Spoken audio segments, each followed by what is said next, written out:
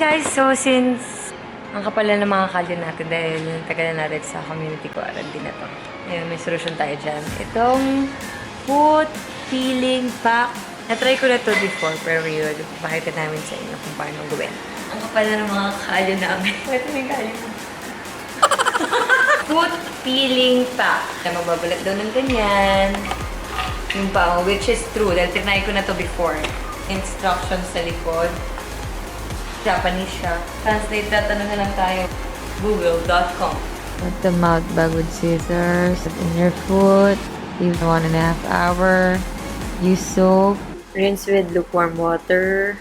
5 to 7 days it will start to peel off. In 2 weeks, the dead skin cells on the soles are removed. Last step, add cream. Una, gugupitin mo. Sunod, dalagay mo sa paa mo. 1.5 hours mo siyang i-stay. Then, i-wash mo yung paa mo in water. For 1 week, dun pa siya magpipil. Gusto natin na yun. 2-in-1 pala to. Peel!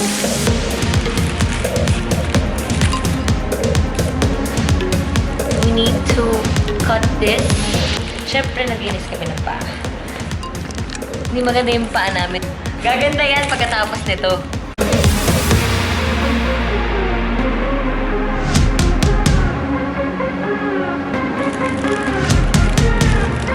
Big window sticker ito. Parang pansit siya. Ayan na, ganito mo.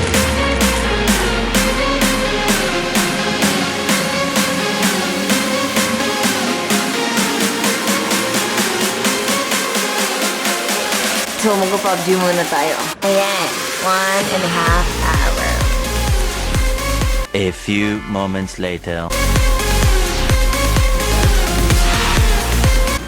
Wala pa siyang ganap. Ayan, meron na unti. Pero after 5 days pa. Day 3. Wala siya ngayon. Third day. Babalat mo siya. Way to fill it on its own. Yes, baby! Third day! Oh my gosh, Hon! Wow! Sarap! Ako lang ba? Day 4. Fourth day? Fourth day pa lang, di ba? Ano masasabi mo? Parang ahas eh. Ahas ka! Tomorrow. This is, anong day na to? 5. Ayan, day 5 daw. Ooh!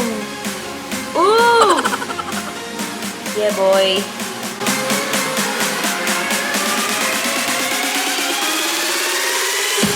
Grabe na to.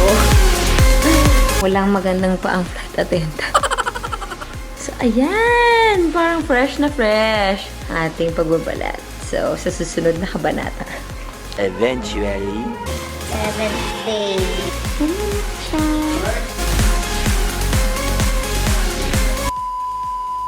After 2 weeks.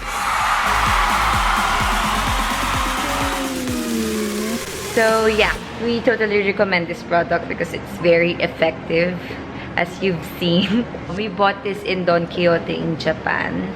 Maybe you can search shop online in Lazada or in Shopee. Maybe they have. But, yep, this totally works.